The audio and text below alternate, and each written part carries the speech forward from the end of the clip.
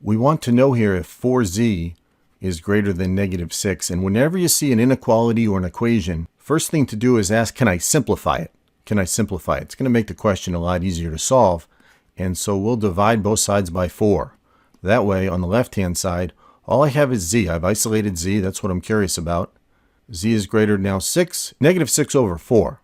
Negative 6 over 4. Well, we can simplify that. That's the same as 2 goes into 6 and it goes into 4. That's the same as negative 3 halves. So that's the first thing. Question is z greater than negative 3 over 2. Second thing, although you don't always have to write the number line, you do always want to picture it when you have an inequality question. So here, this would be negative 1. Negative 3 halves, well, that's negative 3 halves. That's negative 1.5. So we're asked, is z greater than that? In other words, I'll write a donut hole. Is z some number where to the right?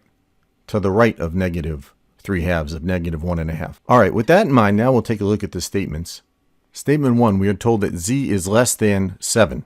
Z is less than 7. Well, does that mean it's greater than negative 1.5? Well, so here's 7. If z were less than 7, I mean, it could be 6, but then it could be all the way out to negative 1 million. I'll write this and then erase it. Could be all the way out there. So we don't know. Statement 1, not sufficient information to answer this question. So I got to rule out 1. And if 1 is not sufficient, then I can't say that each is sufficient. So A and D are gone. Statement 2, z is greater than negative 1. Well, if it's greater than negative 1, my question, is it greater than negative 1.5? Greater than negative 3 halves? Yeah, if we wanted to see it on the number line. So this would be the range of possible values of z, and those are all greater than negative 1.5. So statement 2, answer B.